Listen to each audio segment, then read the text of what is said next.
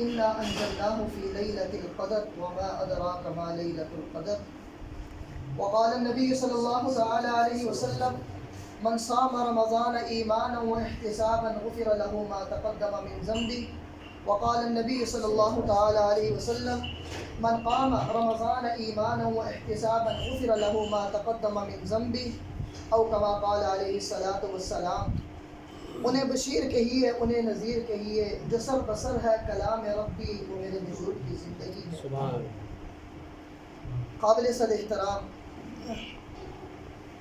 سب سے پہلے یہاں میرے آنے کا جو ذریعہ بنا اللہ تبارک و تعالی نے جنہیں ذریعہ بنایا، میں نے رات کی تنہائیوں میں بھی ان کے لیے بہت دعائیں کی اور میں نے اظہاراً بھی ان کا شکریہ ادا کیا. اس میں سب سے پہلے بھائی محبوب صاحب ہیں کہ جنہوں نے ملاقات بھائی عمر صاحب سے ذریعہ بنایا اور میں یہاں پر آیا.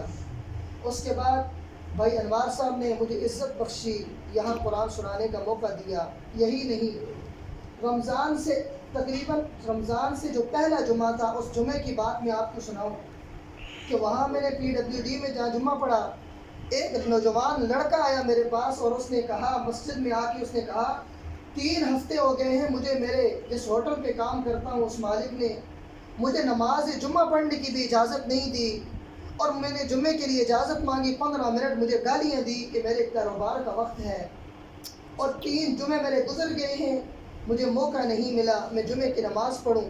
رمضان شروع ہو رہا ہے، رمضان شروع ہوتے ہی 26 تاریخ کو مجھے میری سیلری ملے گی، تو میں سیلری لیتے ہی اس کے بتائے بغیر میں گھر چلا جاؤں گا تاکہ میں رمضان میں عبادت کر سکوں. اور اللہ تبارک و تعالیٰ جزائے خیر دے بھائی انوار کو کہ انہوں نے اعلان کیا اپنے ہوٹل میں کہ جب تراویح کا وقت ہو، نماز کا وقت ہو، سوائے ایک بندے کے ہر ایک کے اوپر لازم ہے وہ نماز پڑھے. اب اگر کوئی نہ پڑھے تو اس کا اپنا ضمیر ہے. اللہ تعالیٰ ان کی عمر میں، ان کے کاروبار میں برکتیں عطا فرمائے. میرے بھائی دوستو بزرگوں، ماہ رمضان المبارک ہے. اسلام کے آنے سے پہلے دنیا کی کیفیت کیا تھی، دنیا کی صورتحال کیا تھی؟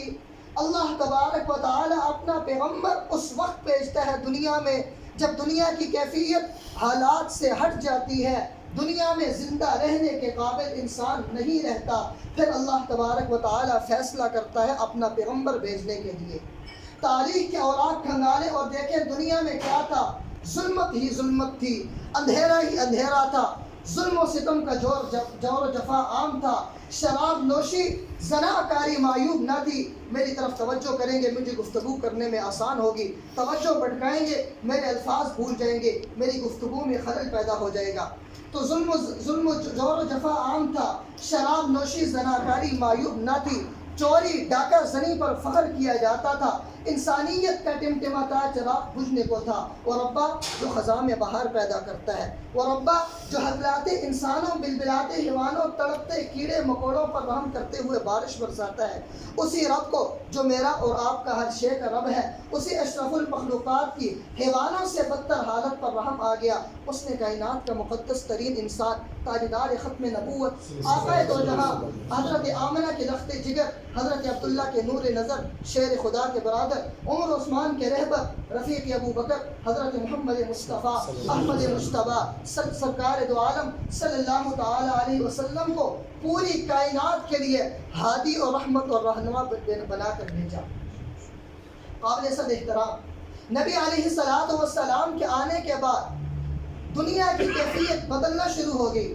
نبی علیہ السلام تنہا نہیں آئے، نبی علیہ السلام کے ساتھ دوسری چیز قرآن مجید آیا، اللہ کی آخری کتاب آئی. اس ماہ مبارک کو، ماہ رمضان المبارک کو یہ شرف حاصل ہے، اللہ نے جتنی آسمانی کتابیں نازل فرمائی اسی ماہ مبارک میں نازل فرمائی. تورات نازل فرمائی 6 رمضان المبارک کو نازل فرمائی، انجیل نازل فرمائی 12 رمضان المبارک کو نازل فرمائی، زبور نازل فرمائی 18 رمضان المبارک کو نازل فرمائی. قرآن مجید کو لوح محفوظ سے آسمان دنیا پر نازل فرمایا، 27 رمضان المبارک کی رات میں نازل فرمایا، اور 23.5 سال یا 22.5 سال کے عرصے میں قرآن مجید کو آہستہ آہستہ اس دنیا پر نازل فرمایا.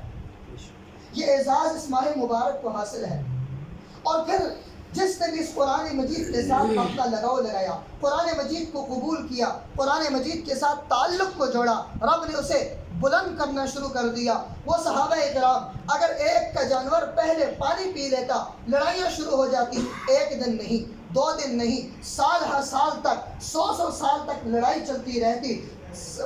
ایک کے جانور نے پانی پی لیا، 40 سال تک لڑائی چلتی رہی، خاندانوں کے خاندان تباہ ہو گئے۔ جب قرآن مجید کے ساتھ تعلق کو جڑا، جب رسول اللہ صلی اللہ علیہ وسلم کی تعلیمات کو قبول کیا، پھر وہی صحابہ کرام کہ آپس میں بھائی بھائی بن گئے۔ وہی صحابہ کرام، ایک کے گھر میں 2 بیویاں ہیں، ایک نے کہا ایک کو میں طلاق دیتا ہوں، تو اس سے شادی کر لے۔ ایک کا کاروبار ہے، دوسرے کو شریک کر لیا۔ ایک کے 2 گھر ہیں، دوسرے سے کہا ایک گھر تیرے لیے ہے، اس میں تو رہے۔